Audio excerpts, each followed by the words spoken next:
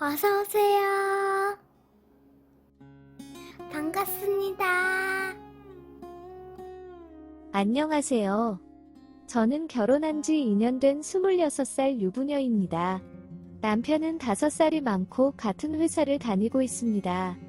남편의 집안이 손이 귀해서 결혼 전에도 자식에 대한 욕심이 많은 것을 알고 있었고, 저희 집도 요즘에는 보기 힘든 3남매인데, 어릴 때는 많이 싸우기는 했지만 형제가 많은 것이 좋다는 것을 잘 알고 있기에 저 역시도 남편이 자식을 많이 낳고 싶어 하는 것에 대한 거부감은 없었습니다.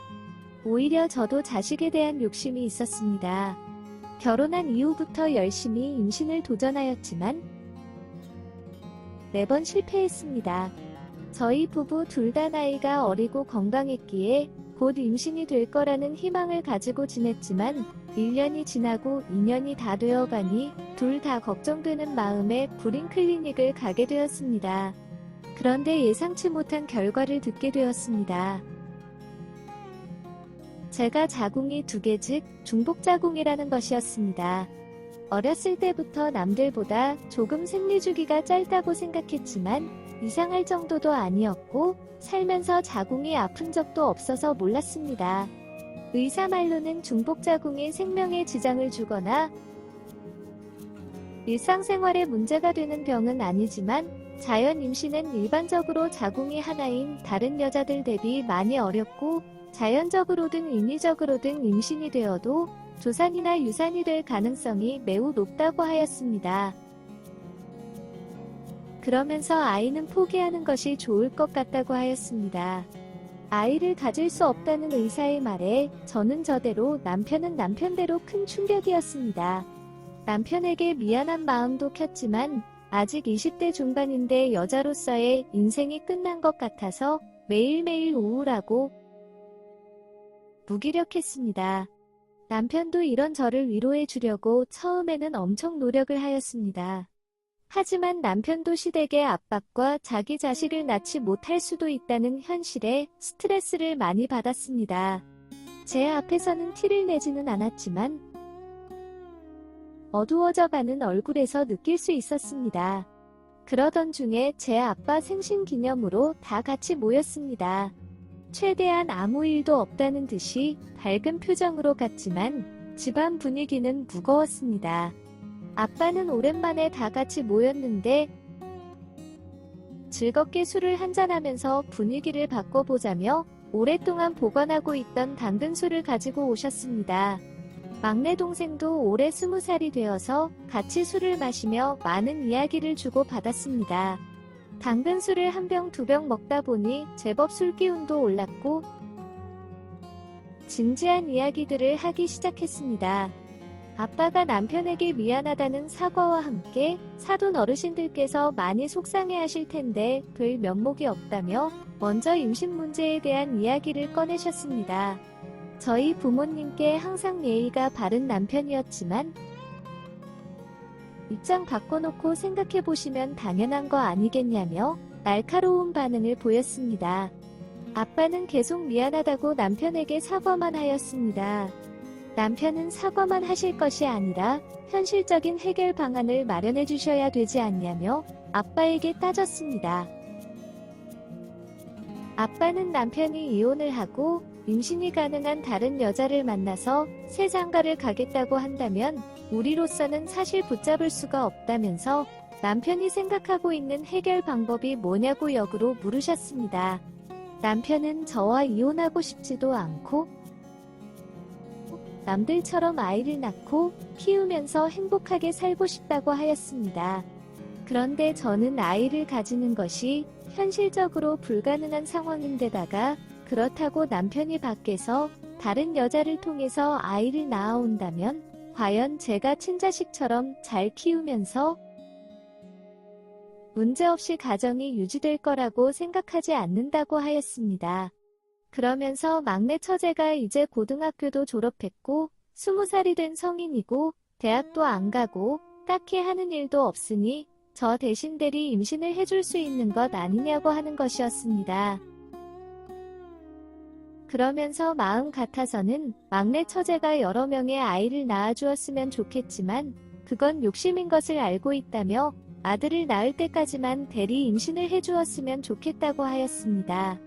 즉 첫째가 아들이면 한 명으로 끝이고 첫째가 딸이라면 아들을 낳을 때까지 제 막내 여동생한테 대리 임신을 해달라는 것이었습니다. 듣고 있는 막내 여동생은 이게 말이 되냐며 울면서 방에 들어갔고 남동생은 남편 보고 미쳤냐면서 화를 내었습니다. 저도 처음 듣는 황당한 남편 의견에 아무 말도 나오지 않았습니다.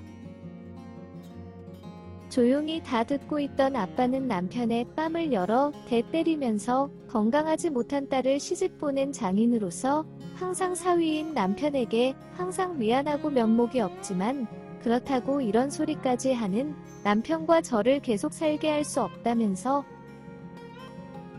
저와 이혼을 하고 새 삶을 찾으라며 나가라고 하셨습니다. 아빠 말이 끝나자마자 남동생은 씩씩거리면서 남편을 집 밖으로 내쫓고 현관문을 닫아버렸습니다. 그렇게 한바탕 소란이 끝났습니다. 다음날 술도 깨고 시간이 지나면 어느 정도 수습이 될 줄 알았습니다. 남편도 오죽 속상하고 답답했으면 그런 말을 했을지도 이해가 됩니다.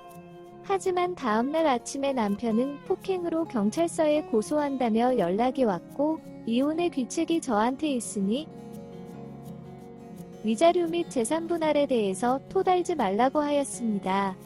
얼마 안 있다가 시어머니한테서 전화가 왔습니다.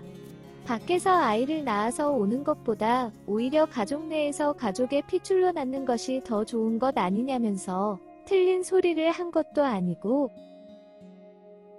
얼마나 답답하면 그런 생각까지 했겠냐면서 위로해주지는 못할 망정 남의 집 귀한 아들을 왜 때려서 내쫓냐면서 불같이 화를 내셨습니다. 꼭 고소해서 합의 없이 벌 받게 하겠다면서 합의해달라고 연락하지 말라고 하시며 전화를 끊었습니다. 아빠는 괜히 본인 때문에 더 분란을 일으킨 것 같다며 저한테 엄청 미안해하셨습니다. 폭행 관련된 문제는 아빠가 알아서 잘 마무리할 테니 걱정하지 말라고 하시면서 집으로 돌아가지 말고 부모님 집에서 지내라고 하셨습니다. 아빠가 남편에게 전화를 계속 걸었지만 남편은 받지 않았습니다. 며칠이 지나서 회사에서 일을 하고 있는데 동료들에게 아빠가 회사에 찾아와서 남편이 나갔다는 이야기를 전달받았습니다. 급하게 회사 근처 카페로 가보았더니 아빠가 남편 앞에서 무릎을 꿇고 있는 것이었습니다. 너무 화도 나고 눈물이 펑펑 났습니다. 이혼도 해주고 재산도 다 포기할 테니 폭행 고소 없었던 걸로 하고 더 이상 보지 말자고 하면서 아빠를 모시고 카페에서 나왔습니다. 아빠를 안고 한참 울었습니다. 현재 저는 이혼을 요구하고 있고 남편은 다시 잘해보자며 이혼을 거부하고 있습니다. 남편도 너무 감정적으로 행동했다면서 미안하다고 하면서 카페에 가자마자 장인어른이 바로 무릎을 꿇었던 거지 자기가 요구한 것이 아니라며 오해하지 말라고 하였지만 무릎을 꿇고 있는 아빠를 보고만 있던 남편을 보았기에 남편의 말이 사실이라고 하여도 용서해줄 생각도 오해를 풀 생각도 없습니다. 다시 남편하고 잘 지낸다고 한들 결국 또 자식 문제로 문제가 생길 것이 뻔할 것 같아서 이혼하고 싶습니다. 오늘의 사연은 여기까지입니다. 구독과 좋아요, 알림 설정 부탁드립니다. 긴 글을 읽어주셔서 감사합니다. 구독과 좋아요 꾹꾹 눌러주세요. 꾹꾹. 알림 설정도 꾹꾹 눌러주세요.